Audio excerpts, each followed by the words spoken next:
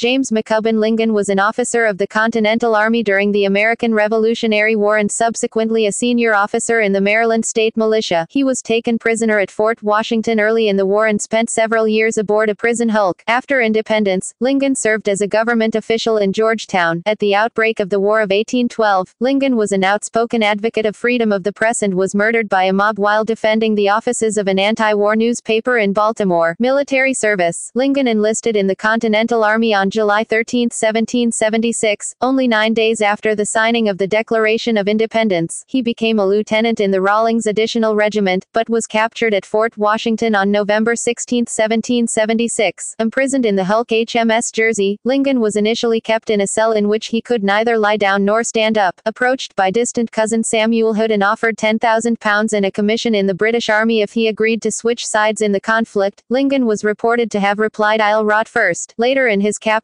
Lingan gained the reputation as a defender of prisoners' rights. On one occasion, Lingan defended the body of a recently deceased prisoner from guards who wanted to behead the corpse to make it fit into a small coffin. Government service and death. Following his release at the end of the war, Lingan was made collector of the port of Georgetown by George Washington personally and became a brigadier general in the Maryland State Militia. He was also a founding member of the Society of the Cincinnati. He built Prospect House in Georgetown. Throughout his life, Lingan was a strong advocate of the freedom of the press, and at the outbreak of the War of 1812 spoke out in opposition to those who favored censorship. When the offices of the Baltimore Federal Republican were besieged and burnt by a mob angry at anti-war editorials run by the newspaper, Lingan protested at the act and sheltered the newspaper editor, Alexander Conti Hansen in Georgetown. On July 17, 1812, Hansen resumed printing the newspaper at new offices in Baltimore and another mob formed within hours, again storming the building and destroying the presses. Hansen, with Lingan, Henry Lee III and others who had hastened from Washington to try to calm the crowd, were arrested by local militia and taken to Baltimore City Jail in an attempt to calm the situation, but the crowd followed them to the prison and stormed the building. Lingan attempted to stop the mob by displaying a bayonet wound he had received in the Revolutionary War, but this only inflamed the crowd and Hansen. Lingan and Lee were severely beaten and left for dead. Hansen and Lee survived, although the latter was left partially blinded after hot wax was poured into his eyes. Lingan, however, died from his serious injuries. Lingan was buried at St. John's Church in Georgetown, at a funeral attended by thousands of mourners. George Washington Custis read the eulogy, praising Lingan's defense of free press and crying, "O Maryland, would that the waters of the Chesapeake could wash this foul stain from thy character." 96 years later, Lingan's remains were removed from the burial ground in Georgetown and transferred to Arlington National Cemetery. In an odd bit of irony, Arlington Cemetery had been established in 1864 on the grounds of the Arlington Plantation, the home of George Washington Parke Custis.